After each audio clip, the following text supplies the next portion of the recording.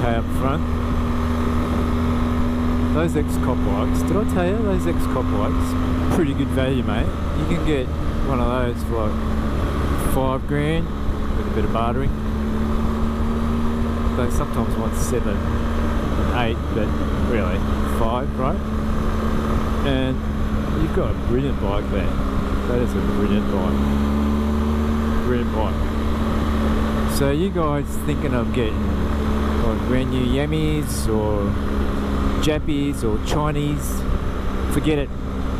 Go get yourself, if you're not convinced of Beamer, just go and get yourself a crappy old ex-cop bike Beamer, right? And have a whirl, just have a whirl.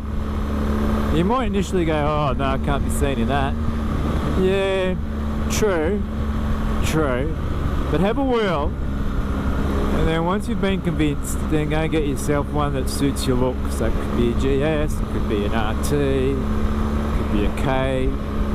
But all I'm saying is, if you're not convinced, get yourself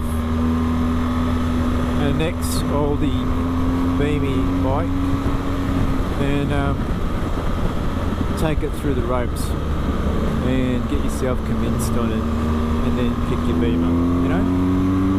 Gradient steps, bit by bit, gradually. That's the way to do it.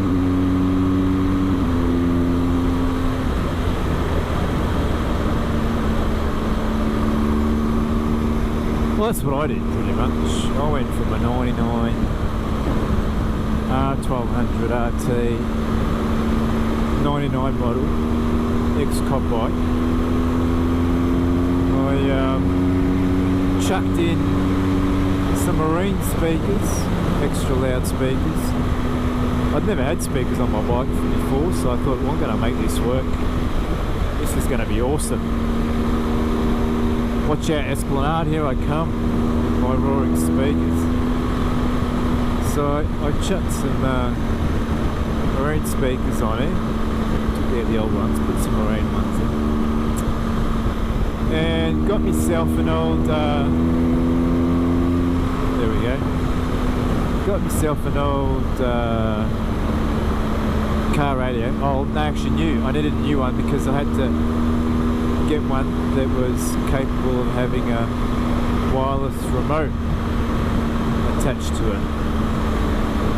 So then I got me this new radio and wireless remote. Chucked the new radio in the, if you know the old RTs, they've got like this battery or this radio compartment at the front on the left. So I chucked it in there.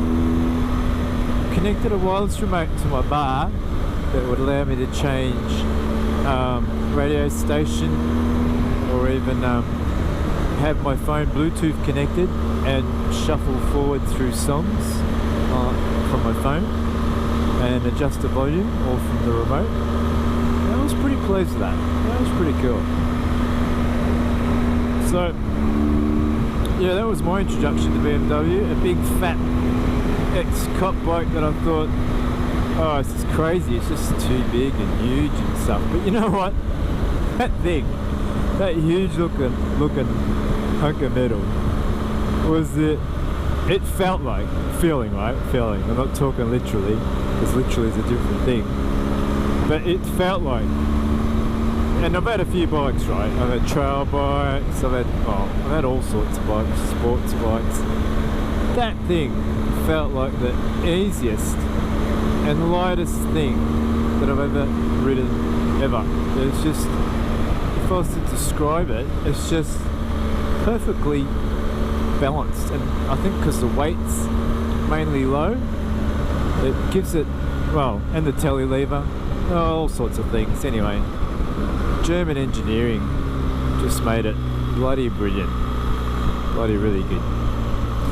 And so after that, I thought, well, I need a better RT, so I got the 2010 RT with cruise control and a rocket exhaust by Yoshimura, and that was a crackling hot ride, that. And then I wanted to go around Australia, but I needed like a GS, so I got 2009 GS while having my RT at the same time, and I thought I'd sell the GSA when I get back because I'm not into that sort of rough bike stuff. It's too rough looking, you know. There's nothing soft about it, it's just harsh.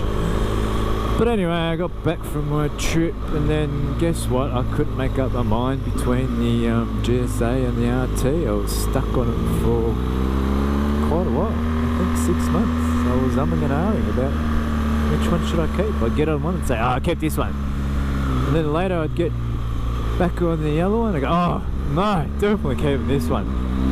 And then after a while I get back on the other one, it's like, oh no, it's got to be this one. So that's why I went for a 2017 GSA, because at least I get the modern comforts that the new GSA have, like all that suspension and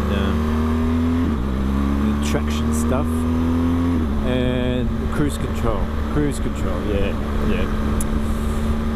So I settled for a GSA, modern GSA with cruise and all the bits, and I'm pretty happy. Like, I don't need the speakers like on the RT, because I found Beats X, Apple do Beats X headphones, Beats X, called Beats X, and the headphones are little plugs, and they're tiny. You can put them on under your helmet, so you just plug your ear of that, and you get Bose quality sound. I'm talking Bose quality sound on your in your ears while you ride your motorbike. Bloody brilliant, eh? I reckon. I bloody reckon.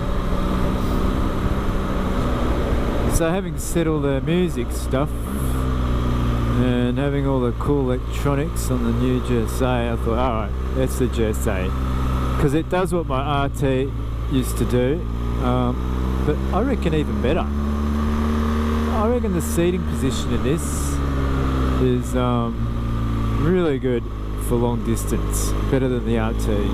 RT is still a bit squashed, it's more lower, sporty, so if you're sitting for long periods you can feel like you're crouched in too much. So yeah, so GSA is good for that. And wind wise, GSA is fine. I really can't tell much difference from RT wind resistance and the GSA. I know the GSA has a bit more wind around the arms, but you don't really pick that up as a significant difference, you know. It's very subtle. Very subtle. There you go. So here I am, 2017 GSA.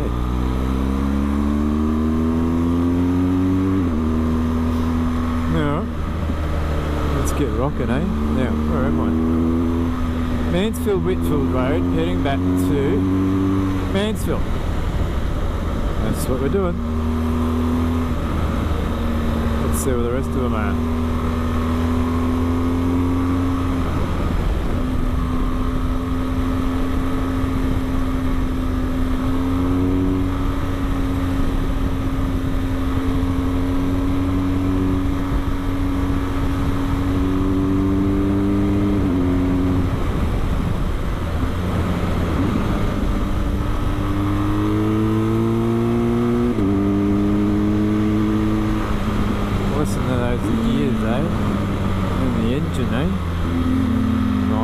This thing can tractor along, and it can also power along. You remember the BMW and the Formula 1? Their motto was BMW Power in Formula 1. Yeah, that's what you get. You can tractor along in this, but when you turn the revs up, you get that BMW Power. That almost sounds like, reminds me of the Formula 1 BMW cars. They always had this lower to them rather than like a Ferrari, you know? Had this lower tone to them. a crackle. Can you? I don't know if you can get the crackle. I do like the crackle. Snap, crackle, and pop.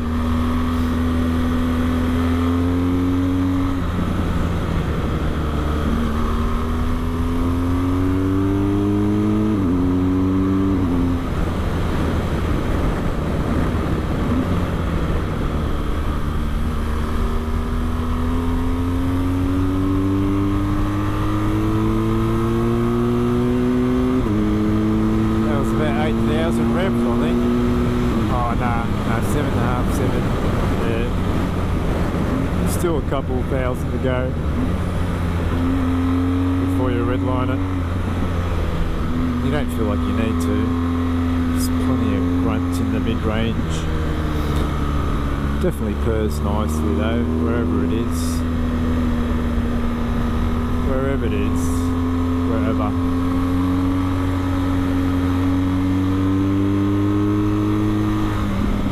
Mansfield Whitfield Road.